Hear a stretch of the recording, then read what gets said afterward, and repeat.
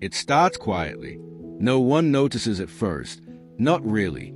You're 7 years old, maybe 9, staring into the tired, distant eyes of a parent who seems to be crumbling, slowly or suddenly.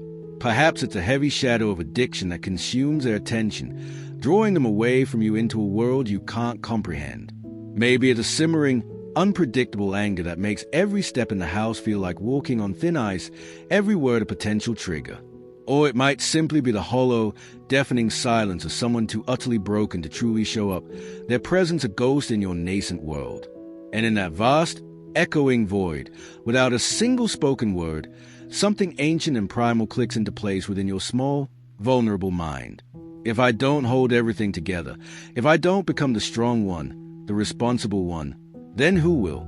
This is a silent, tragic moment when a child begins to disappear, not physically vanishing from sight, but psychologically retreating, burying their true self deep beneath layers of assumed competence. They learn to smile more, a fixed, reassuring curve that costs them their genuine joy. They cry less, because tears are a luxury they can't afford, a weakness that might destabilize a fragile ecosystem they're desperately trying to maintain. They become masters of observation, learning to read the shifting moods in a room before they dare to speak, anticipating needs, deflecting conflicts, becoming the unwitting emotional thermostat of their volatile household. They transform into small, miniature adults, burdened by responsibilities and anxieties that far outweigh their tender years, long before their developing minds and spirits are remotely ready for such a weight. And the world, tragically, often praises them for it, reinforcing the very coping mechanism that is slowly eroding their childhood. You're so mature for your age, they coo admiringly. You're incredibly responsible, they commend, oblivious to the source of such premature wisdom. You're such a strong little person, they marvel, never once stopping to probe beneath the surface. But no one, absolutely no one, ever pauses to ask the most crucial question: at what immeasurable cost does this premature maturity come? This, my friends, is the invisible, often unacknowledged grief of those who were forced to grow up too fast, to shed their innocence before its natural time. And today, we are going to dive deep, truly deep, into the intricate psychology of that child, because the profound effects of this experience do not magically vanish with the passing years. They don't simply fade away like a bad dream. Instead, they embed themselves within your very being, shaping your identity, coloring your perceptions, influencing your choices, and following you relentlessly into your adult relationships, your professional aspirations, and your fundamental sense of worth and belonging. If you don't fully understand what transpired in those formative years, if you don't trace the intricate lines of cause and effect, you will find yourself, almost unconsciously, spending your entire adult life repeating the very survival patterns that, paradoxically, once saved you from immediate collapse but are now, in your current context, slowly and subtly undermining your well-being, eroding your joy, and suffocating your authentic self. So, let's begin by exploring what is truly happening developmentally when a child finds themselves in this impossible situation.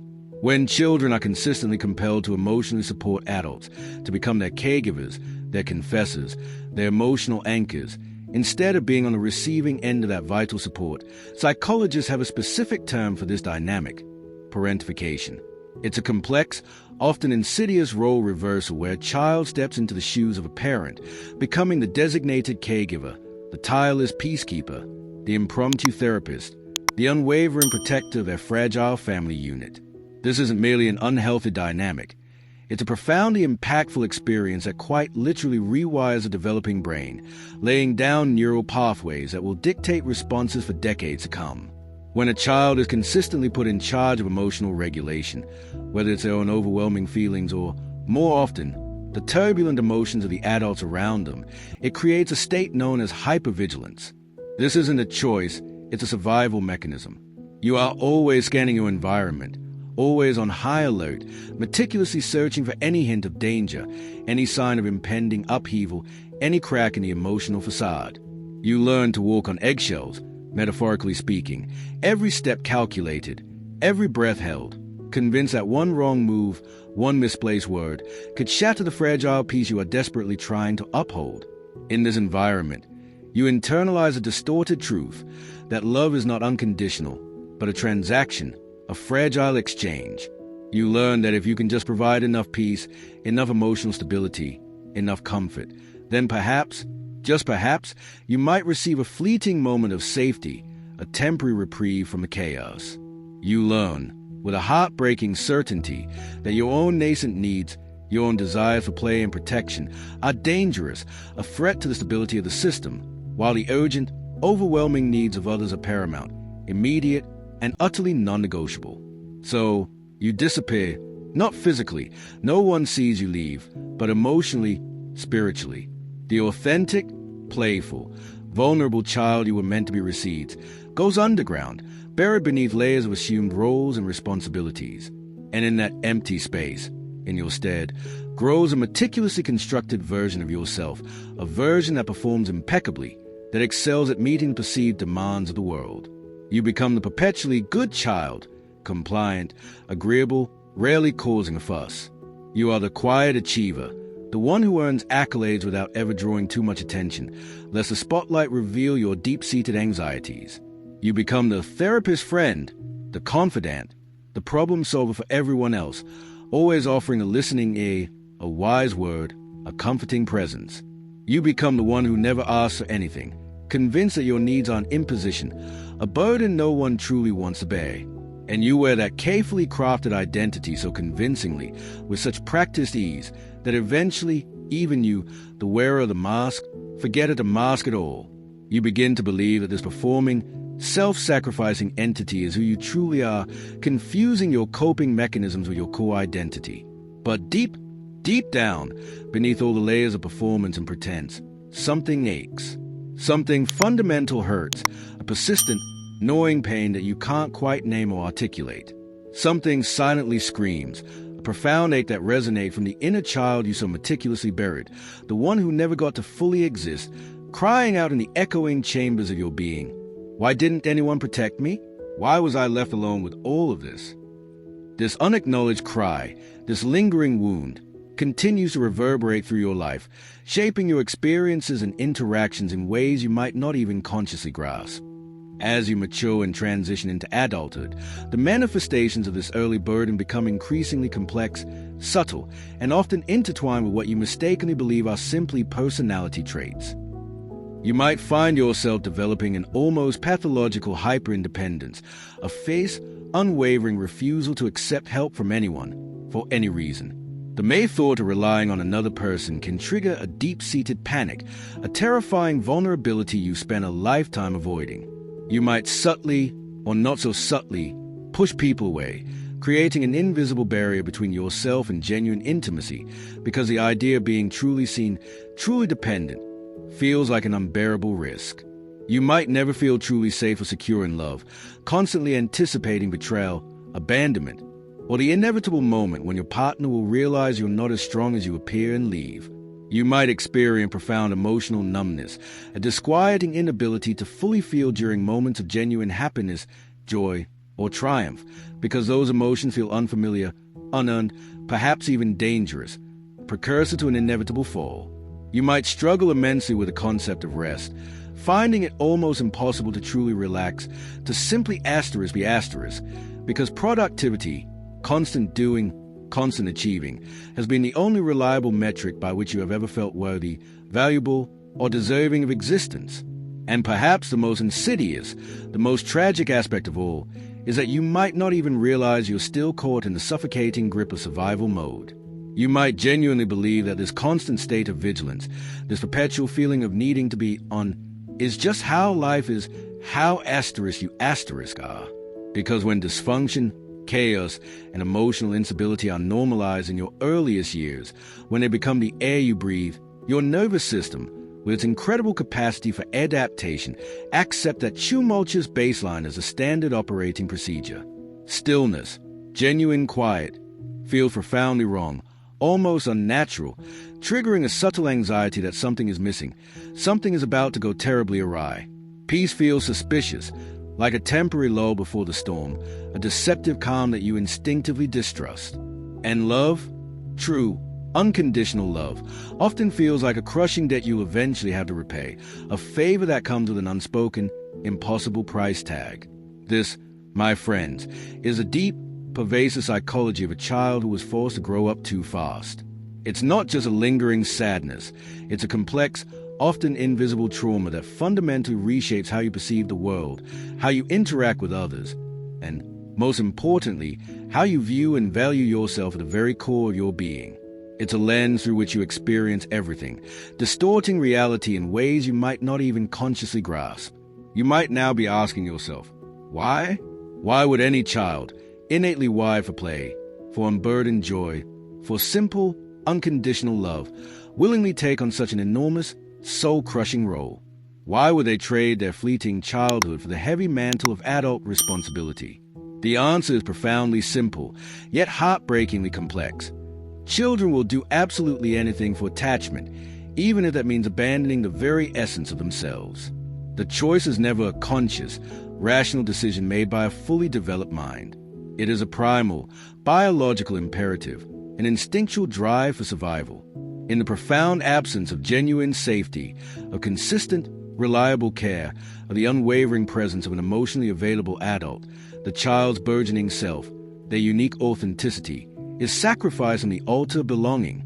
It's not a weakness. It's an ingenious, albeit tragic, form of intelligence. It's a brilliant, instinctual adaptation to an untenable environment.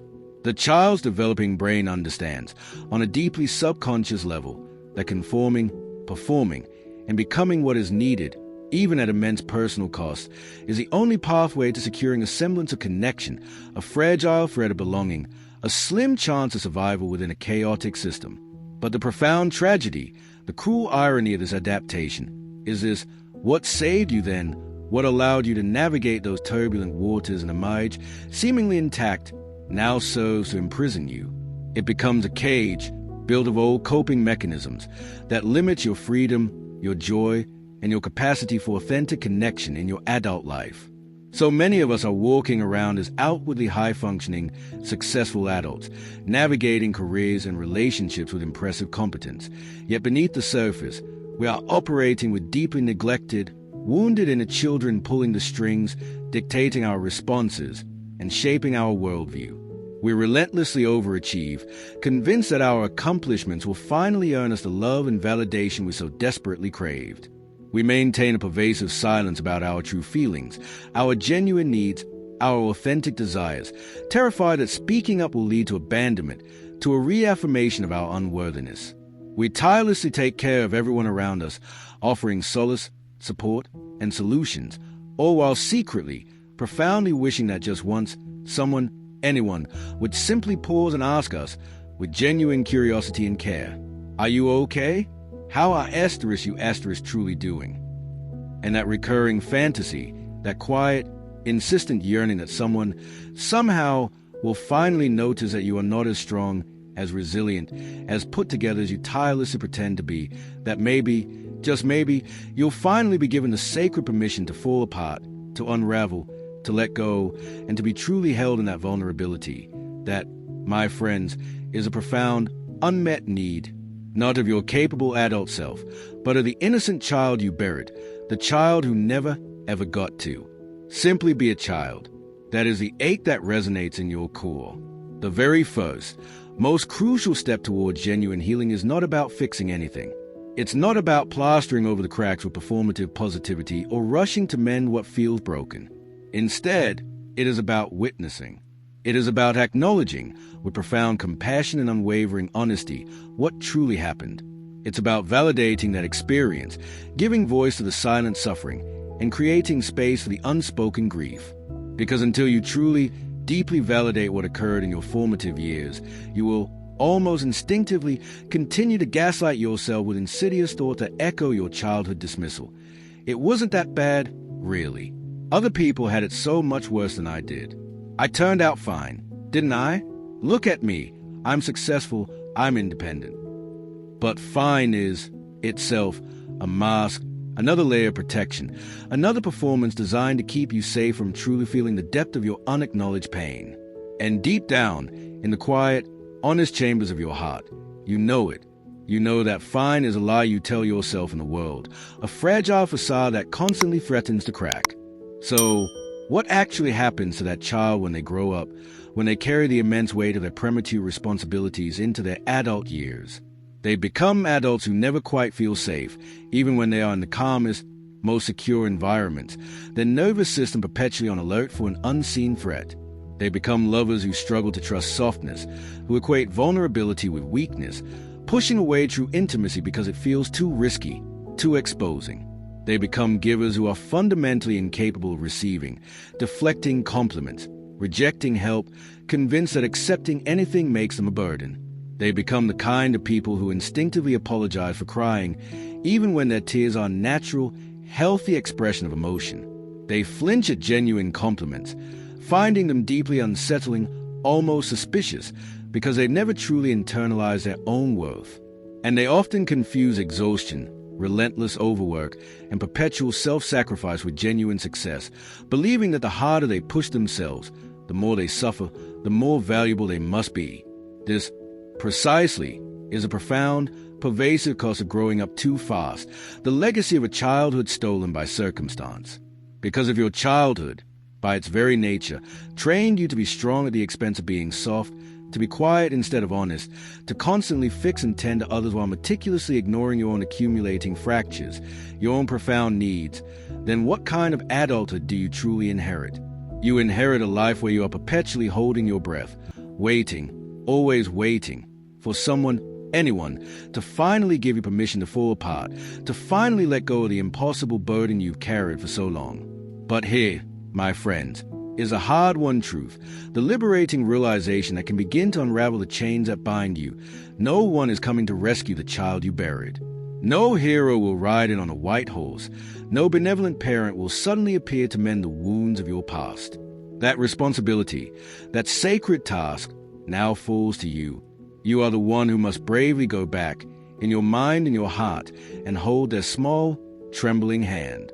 You are the one who must, with unwavering conviction, say to that wounded, scared child what no one else ever said, what they so desperately needed to hear. You didn't deserve that. None of that was your fault. You were just a child, and no child should ever have to carry such a heavy burden. And now, you get to rest. You finally get to put it all down. This profound act of self-reparenting is a true beginning of what is often called shadow work. It's not about fixing, not about performing a new, improved version of yourself, and certainly not about bypassing the deep, uncomfortable pain with facile, fake positivity.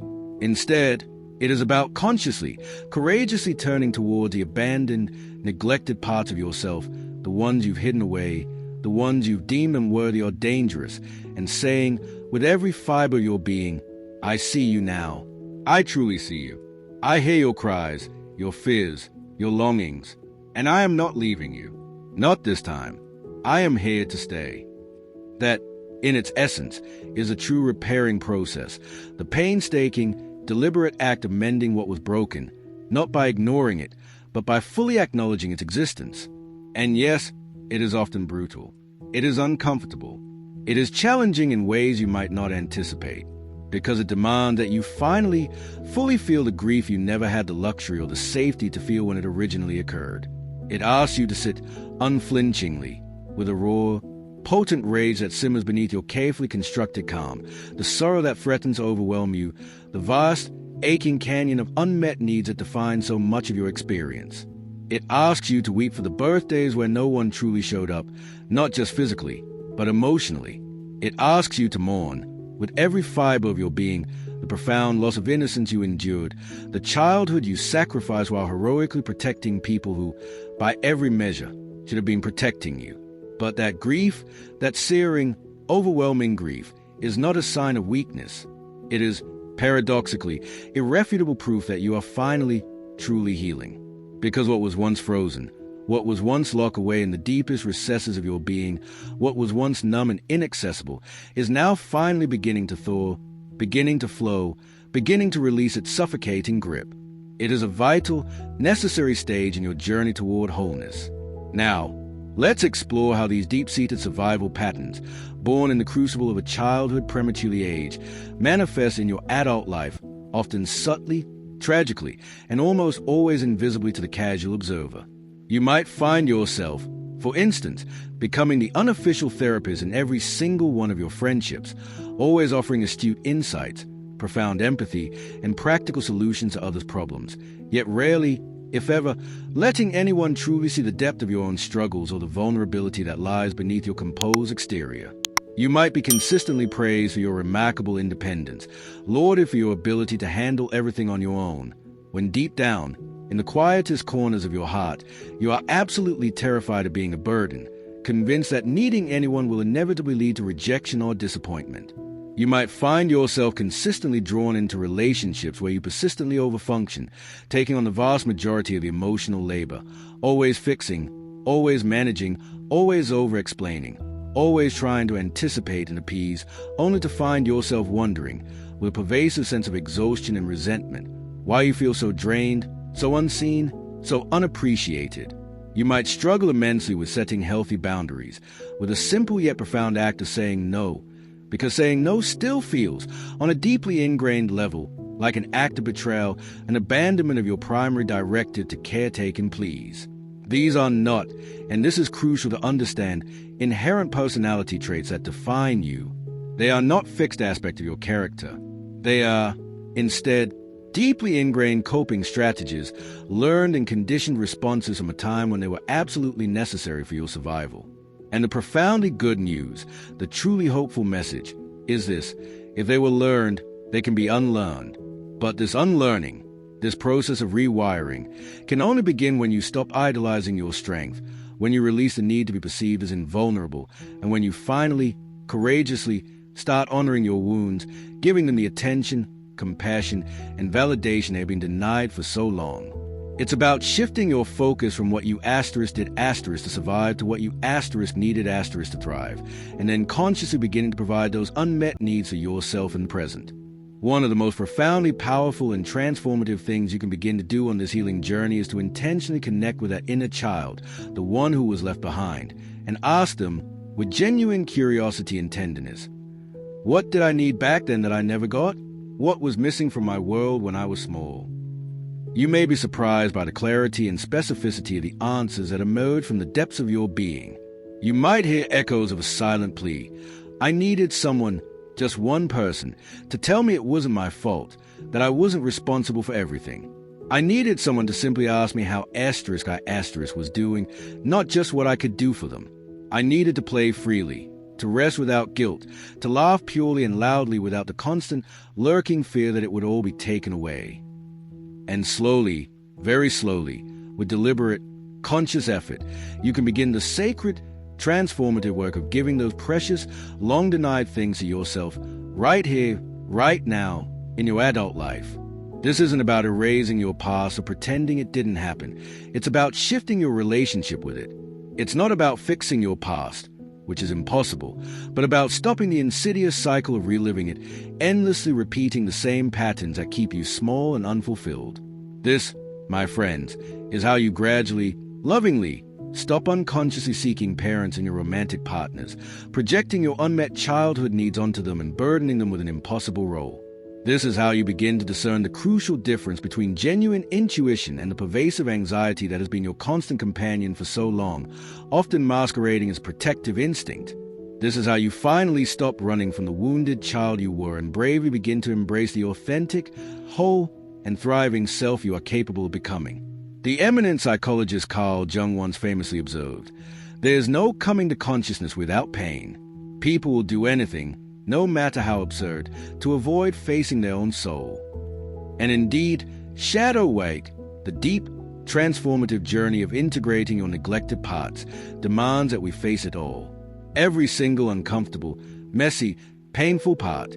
It demands that we confront the neglected aspect of ourselves, the parts we've deemed shameful, the scared parts, the angry parts, the parts that scream for justice and recognition. Because true healing, genuine liberation, isn't about striving to become someone entirely new, someone polished and perfect. It is, in its most profound sense, about remembering who you truly were, who you were always meant to be, before the world, with its demands and its disappointments, began to tell you who you had to be, before life's circumstances forced you into a role that wasn't authentically yours. So, if you are someone who carries a quiet, persistent weight of having grown up too fast, if you resonate with the echoes of premature responsibility and the lingering pangs of an unlived childhood, know this deeply and truly: your inherent maturity, your incredible resilience was never, ever the problem. Your capacity to adapt, to step up, to shoulder burdens was a testament to your innate strength and survival instinct. The profound problem, the core wound, was that in those formative years, you had no genuine choice. You were simply doing what you needed to do to survive, to belong, to maintain a fragile semblance of order. But now, in this present moment, as an adult, you do have a choice. And this is where your power lies. You can choose softness, consciously allowing yourself to relax, to let down your guard, to experience the exquisite vulnerability of genuine connection. You can choose to rest, to honor your body's and your spirit's fundamental need for rejuvenation, without guilt, without the incessant demand for productivity. You can choose to stop tirelessly managing everyone else's emotions, disentangling yourself from the burden of their inner landscapes, and instead, finally begin the sacred work of honoring and tending to your own complex, beautiful emotional world. And no, let me be clear, this transformation will not happen overnight. There will be days, many of them perhaps, when you feel acutely vulnerable, when old patterns resurface, when you feel like that small, scared child again, overwhelmed and uncertain. And when those moments arrive, when the inner child emerges, let me tell you, that is not a setback, it is progress. It is a profound, beautiful signal that something is shifting, something is healing. Good. That, my friends, is precisely the point of this arduous yet ultimately liberating journey. Let that child come home. Create a safe, loving space for them within yourself. Let them cry, with all the tears they never got to shed. Let them play, with all the unburdened joy they were denied. Let them finally, truly be seen, heard, and held by the most important person in their world, you. Because you are not broken beyond repair. You are not fundamentally flawed. You are in the profound, sacred process of becoming whole. And maybe, just maybe, for the very first time in your life, you are finally, authentically, growing up the right way. Not through external pressure, not through the searing fire of fear and responsibility, but through the gentle, unwavering light of truth, self-compassion, and profound understanding. You never had the childhood you deserved, the one that nurtured your innocence and protected your vulnerability. But you still have a vast, open future stretching before you. And this time, with courage and intention, you get to write its story, not as a survival script, but as a tale of authentic thriving. If this message resonated with something deep inside you, if it sparked a flicker of recognition or understanding, please consider giving this video a like, sharing it with someone who might need to hear it, and subscribing to my channel for more insights into the human experience. Your support helps these conversations reach more people who are quietly searching for connection and healing. You are not alone on this journey, and it's never too late to truly come home to yourself.